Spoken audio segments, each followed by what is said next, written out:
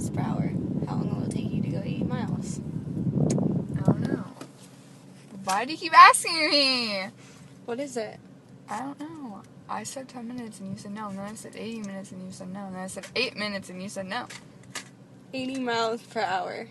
How long will it take you to go 80 miles? What? Okay, if you're going 80 miles per hour, how long will it take you to go 80 miles? Yeah. I don't understand.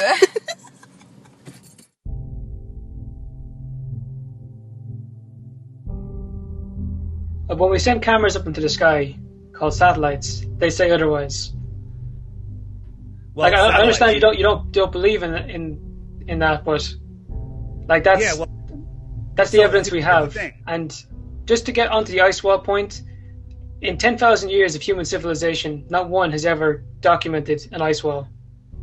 Well, okay. This are so many assumptions right there. One, no one's ever documented the ice wall. Couldn't be farther from the truth, because there's a billion pictures of the ice wall and videos of the ice wall.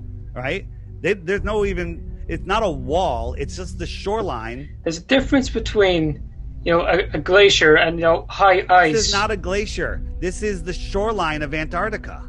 You could see beyond that line there. No, you can't. That last picture. The shoreline of Antarctica. No one even denies this. No ballers even deny this. This is the shoreline of Antarctica. Mm-hmm.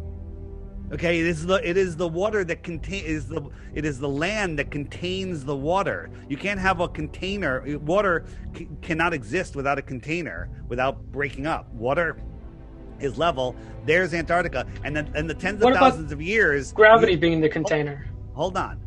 Gravity is not a container. Gravity is a force. If you want to get into gravity, we can talk about that. But it's holding everything down. Well, if you jump, you're not going to fly away. Like the water's being held on by the same thing as holding us down. Gravity works by pulling us towards the core of the Earth. So you believe that because mainstream science says because we're spinning at the equator, the water. Not mainstream, just science says. Okay, science says at the equator the water's bulging 14 miles high because of the centrifugal force. It bulges 14 miles high. Do you want to deny that? Does it?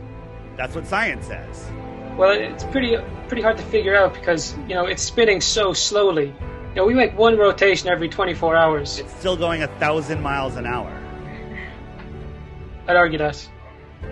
Okay, so the Earth is 24,000 miles around. It rotates once a day. How fast is it going? Pull that up. Well, try this. 24,000 miles divided by 1,000.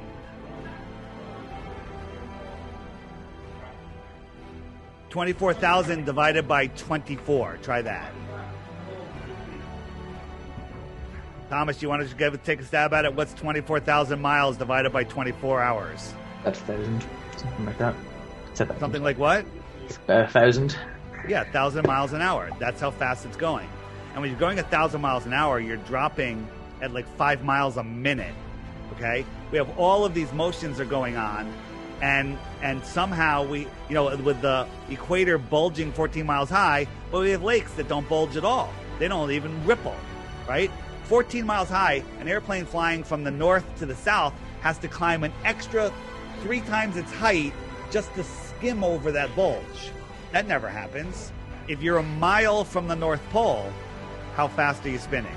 I can do the math for you because you guys haven't thought about this. If you're a mile, you're still going around once every 24 hours around that North Pole. So you're going 3.14 miles every 24 hours. So you're going like a third of a mile an hour, or a quarter of a mile an hour, whatever it is. You're going not even 1 mile per hour. And then if you got in an airplane at that position where you're barely moving eastwards, relative to a spot in space, and flew to Ecuador and tried to land on a runway that's going north-south, how are you going to land on that runway that's moving sideways at 1,000 miles an hour?